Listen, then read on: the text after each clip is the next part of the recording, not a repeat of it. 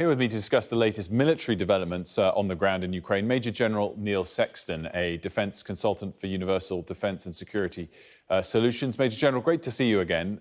Let's start by discussing those missile attacks on Lviv that we've been learning more about during the course of today. Why would Russia be attacking somewhere so far west, so far away from their other key objectives at the moment? Well, I think there are two main reasons why Putin would want to hit over in the west in Lviv. The first one is that, of course, Lviv is the town where a lot of NATO equipment has been flowing into Ukraine and moving to the east to reinforce Ukrainian fighters in the east. It's also a place where there are facilities that are repairing military vehicles, and it is a centre that has been considered quite safe for training and so on. In addition, though, you have to say that Putin is deliberately trying to terrorise the civilian population. We've seen over the last few days that the number of people flowing back into Lviv from Poland and other countries has increased. And people felt that it was a safe place to evacuate from the east of the country, across to the west, and to come back in. That now must have been undermined by these attacks. Let's do the reverse trip with our maps and dive into the east in particular, and the south, where of course, there's been much talk of a renewed Russian offensive there. Do we think it begins in earnest this week? Well, difficult to tell the exact timing. General Alexander Dvornikov, the new commander there, will be massing his forces for a coordinated attack.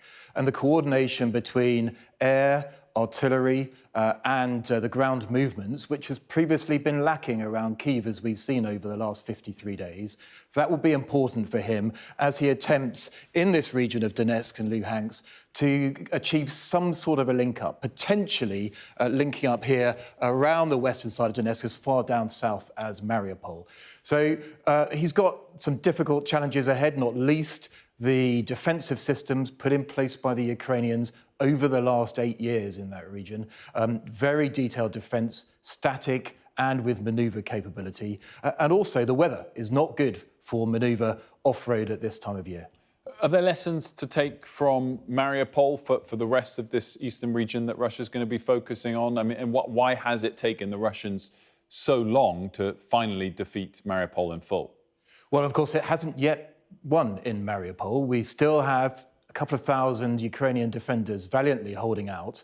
And of course, some of the tactics used by the Russians, the indiscriminate bombardment, the destruction of civilian infrastructure, and indeed the infrastructure around the steelworks here, that has all helped the defenders. It is much more difficult to attack a city that has been almost destroyed than it is one that still has access roads and so on.